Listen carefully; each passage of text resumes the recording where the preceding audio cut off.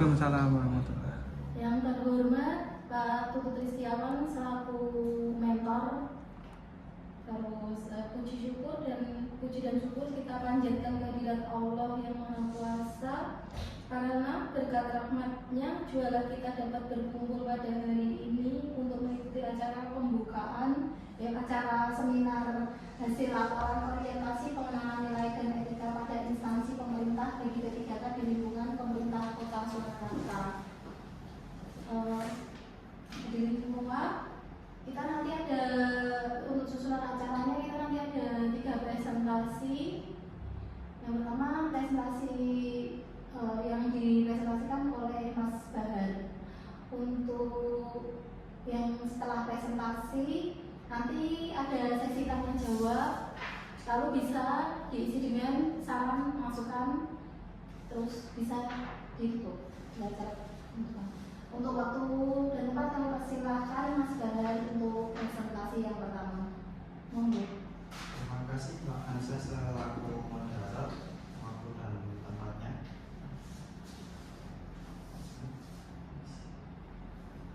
Perkenalkan, nama saya Bahar Setiawan, peserta orientasi PPPK angkatan gelombang pertama tahun 2024. Saya di sini akan melakukan presentasi laporan orientasi pengenalan nilai dan etika pada instansi pemerintah bagi PPPK Dinas Kesehatan Pemerintah Kota Surakarta tahun 2024.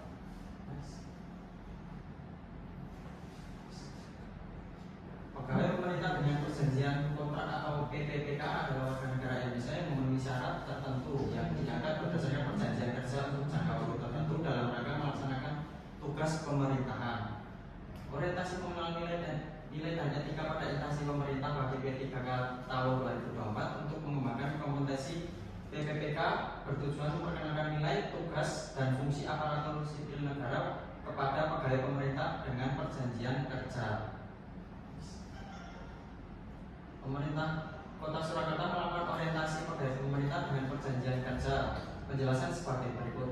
Yang pertama, instansi pemerintah wajib menyelenggarakan orientasi bagi P3K. Yang kedua, orientasi sebagai yang dimaksud tidak termasuk bentuk pelaksanaan pengembangan kompetensi. Orientasi sebagaimana dimaksud dilakukan sesuai kebutuhan instansi pemerintah. Orientasi sebagai yang dimaksud dilaksanakan paling lambat 1 bulan terhitung sejak berangkat pertama kali sebagai P3K. Pelaksanaan orientasi sebagaimana yang dimaksud meliputi A. Pengenalan tugas dan fungsi ASN, dan B. Pengenalan nilai dan etika pada instansi pemerintah. Dan yang keenam, orientasi sebagaimana dimaksud dilakukan oleh instansi pemerintah yang dilaksanakannya berdasarkan pada kurikulum menggunakan sistem informasi yang ditetapkan oleh LAN. Dan yang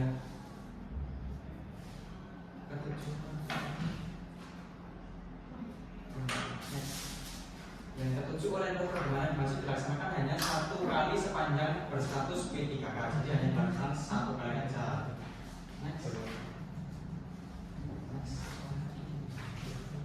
Latar belakang ICU atau intensive care unit adalah suatu bagian dari rumah sakit yang mandiri, instansi di bawah direktur pelayanan dengan staf yang khusus, perlengkapan khusus untuk ditujukan untuk observasi, perawatan, dan terapi pasien-pasien yang menderita penyakit cedera, penyakit terkulit yang mengancam nyawa atau potensial mengancam nyawa dengan prognosis dunia.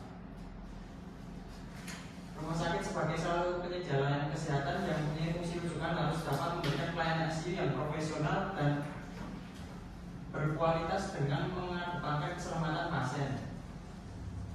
Diambil dari sumber keputusan Menteri Kesehatan nomor 1778 tahun 2010.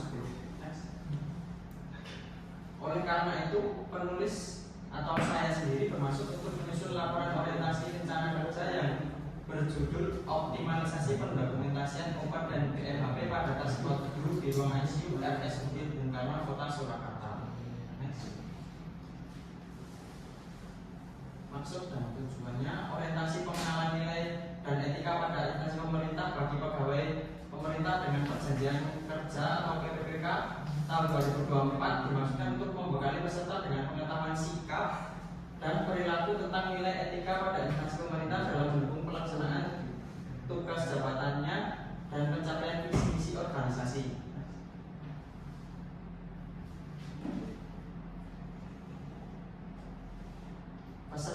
mampu mengaktualisasikan nilai-nilai dasar ASN berakhlak. Tujuan dari orientasi pengenalan nilai dan etika instansi pemerintah bagi pegawai pemerintah dengan perjanjian kerja di Rumah Sakit Umum Bung Karno, Kota Surakarta adalah sebagai berikut. Yang pertama, pengenalan tugas dan fungsi ASN. Yang kedua, pengenalan nilai dan etika pada instansi pemerintah. Yang ketiga, pemahaman dan penyediaan informasi pada pegawai pemerintah dengan perjanjian kerja yang baru diangkat. Dan yang terakhir, diharapkan mampu mengaktualisasikan nilai-nilai dasar ASN berakhlak serta dapat melaksanakan tugas yang menjadi kewajibannya dalam melaksanakan program pemerintah unit kerja. Waktu dan tempat pelaksanaan orientasi. Waktu orientasi dilaksanakan pada instansi pemerintah bagi pegawai pemerintah dengan perjanjian kerja pemerintah Kota Surakarta tahun 2024 angkatan pertama tanggal 9 sampai 30 September 2024 dari agenda 1 pada tanggal 3 sampai 19 pembukaan orientasi pegawai pemerintah dengan perjanjian kerja secara daring menggunakan e-learning management system atau LMS wajar. Next.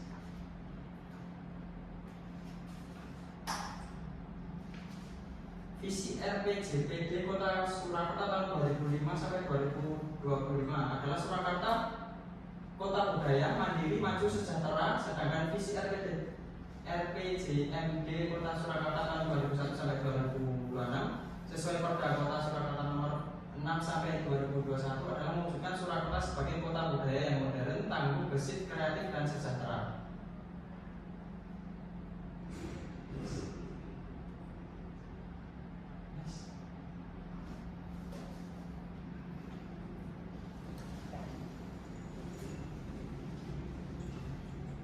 Beberapa elemen misi kepala daerah pemerintah Kota Surakarta adalah pertama, meningkatkan kualitas kesehatan masyarakat yang berkelanjutan, mengarahkan Surakarta sehat dengan upaya mewujudkan presensi masyarakat dengan membangun kapabilitas masyarakat adaptif dan tangguh di era disruptif dengan tantangan perubahan yang tak terduga.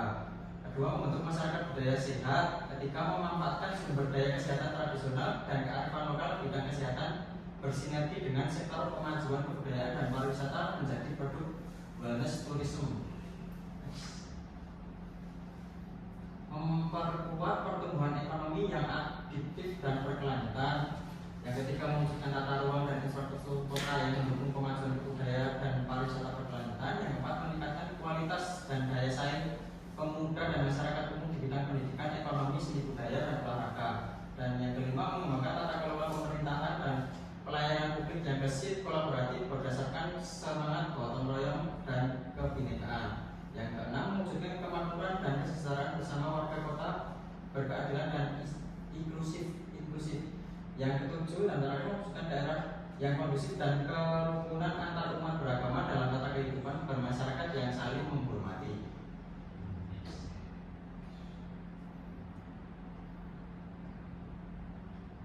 Nah, ini ada bagan SOTK Kota Surakarta yang paling atas itu wali kota ya. Next.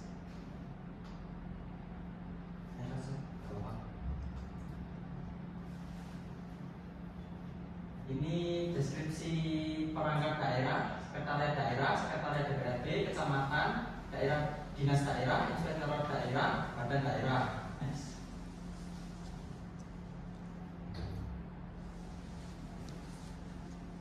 Manajemen. Oh ya. Next.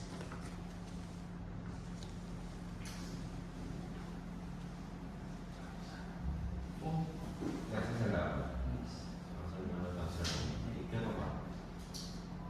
Ini nggak ada bulan.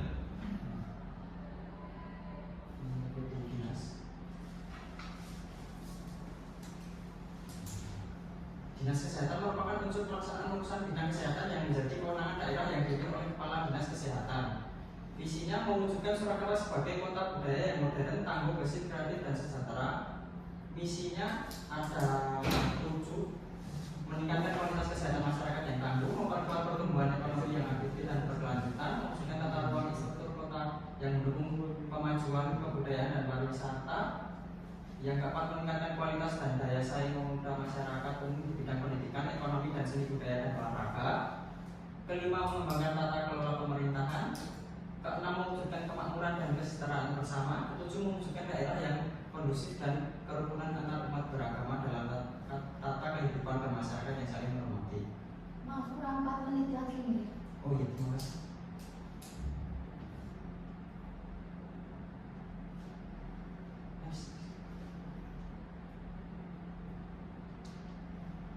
Ini bahkan sedikit SOTK dinas kesehatan itu bisa ya. Next.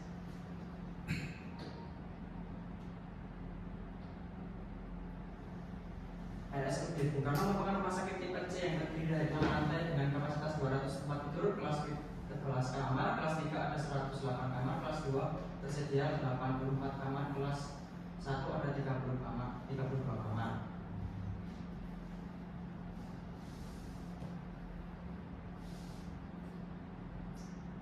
Visi kerja RSUD Bung Karno Kota Surakarta menjadi rumah sakit dengan pelayanan paripurna berdasarkan semangat Bung Karno guna mewujudkan masyarakat waras tahun 2024, dan misinya ada 5, meningkatkan kebijakan pelayanan paripurna yang bertumpu pada peningkatan mutu dan keselamatan pasien. Yang kedua, meningkatkan kualitas sumber daya manusia yang konsisten di sini serta lurus dalam pengabdian, ikhlas dalam pelayanan. Yang ketiga, meningkatkan kualitas sarana dan prasarana. Yang keempat, menyelenggarakan tata kelola organisasi yang terintegrasi, efektif, efisien, yang berasas gotong royong dan kejujuran. Yang terakhir, meningkatkan kesejahteraan karyawan. Ini bahkan RSUD Bung Karno. Next.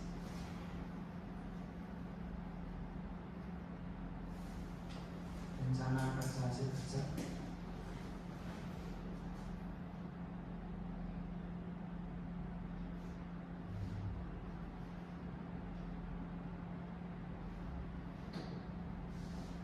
Isu dan sumber isu yang pertama, belum ada pendokumentasian dan obat BMAB pada tas kodlu setelah pemakaian pada saat tindakan di RSUD Bung Karno Surakarta. Sumbernya ini kerja. Kondisi saat ini emang belum adanya lembar pendokumentasian yang saya maksud tadi, karena itu terus tujuan yang akan diharapkan terdapat lembar dokumentasi untuk pendokumentasian pemakaian obat dan BMAB yang telah digunakan setelah kodlu.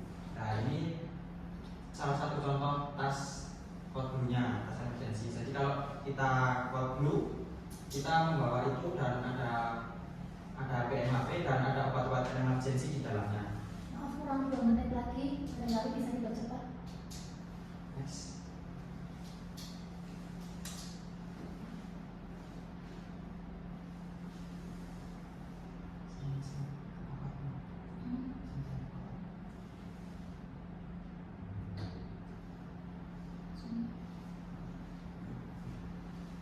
Rencana kerja menengah 2024 sampai 2029 mendokumentasikan BMAB dan obat emergensi di tas kodlu setelah digunakan. Terus output hasilnya terlaksana pendokumentasian dengan tepat pada tas emergensi kodlu setelah digunakan. Jadi tidak ada miss pencatatan antara stok yang digunakan dan stok yang akan dimasukkan kembali.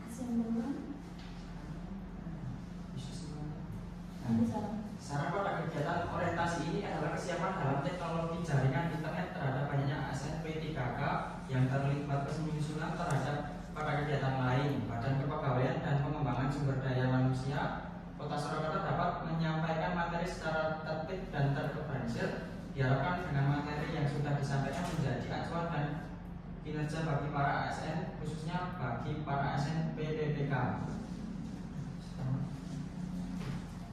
Terima kasih presentasi yang saya sampaikan. Sekian waktu saya kembali. Oke, terima kasih Mas Bahar.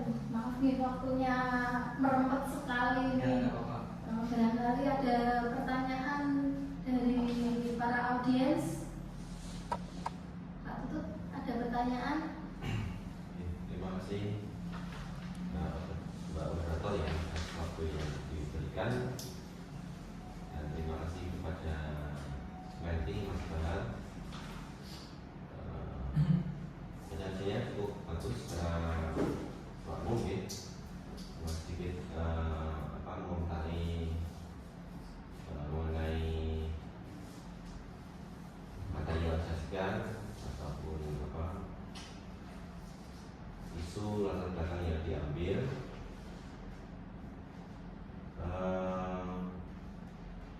Sisi akan kami sampaikan pertanyaan mengapa Mas Bahar mengambil atau memilih isu tersebut dibanding isu yang lain yang ada di luar sini. Silakan Mas Bahar. Terima kasih Pak Lut. Saya memilih isu yang saya angkat itu karena selama saya orientasi di RSUD Bung Karno, khususnya di ruang ICU, saya mengalami sendiri karena setelah melakukan Kotblu atau tindakan emergensi itu, kita memakai alat dan BNHP dan obat emergensi di tas Kotblu itu. Nah, tapi selama ini kita hanya mencatat secara manual, belum ada lembar pastinya yang ada SOP-nya atau ada kop suratnya juga belum ada. Jadi itu otomatis hal yang sangat penting harusnya karena berhubungan dengan keselamatan pasien juga tentang penggunaan obat dan tas emergensi itu. Berarti itu semacam monitoring gitu ya? Iya. Cukup Pak Tutut. Ada barangkali misalnya bisa ada masukan. Kalau pertanyaan lagi ada maaf. Izin bertanya, untuk Mas Bahar, kan tadi berarti penggunaan form ya Mas? Ya, form baru. Itu nanti formnya itu bisa diaplikasikan ke semua pasien kan? Atau khusus dewasa saja? Oh, itu bisa digunakan untuk semua pasien, nggak cuma dewasa saja. Jadi bisa digunakan untuk anak, dewasa, dan remaja juga bisa. Jadi itu intinya kan kondisi di mana pasien itu henti jantung dan kita melakukan resusitasi. Nah, itu penggunaan BMHP dan obatnya itu bisa tercatat di situ semua. Nggak membatasi pasien dengan usia sekian-sekian itu enggak. Jadi bisa semuanya dipakai. Sudah cukup dengan jawabannya. Tuh, ada yang mau bertanya lagi? Karena waktu sudah mepet sekali, barangkali Pak Kemal ada masukan saran untuk presenter kita. Ya, terima kasih Mbak Moderator. Terima kasih pada Mas Bahar sebagai Menti yang menyajikan laporan orientasinya, sedikit memberikan masukan dan saran. Nanti di latar belakang akan kami ada sedikit revisi yang saya akan belajar lagi, bisa ditambahkan. Sudah kami dicatat di sini supaya lebih rinci dengan alasan mengambil isu tersebut ya, ini ditambahkan di bab 1 di latar belakang. Kemudian seperti rekan-rekan yang lain, ini mohon diperhatikan substansitas kami ada beberapa yang tidak pas dalam penggunaan simbol-simbol juga belum pas, huruf pilihnya juga belum sesuai dengan ketentuan naskah yang ada di laporan orientasi. Ya, mudah-mudahan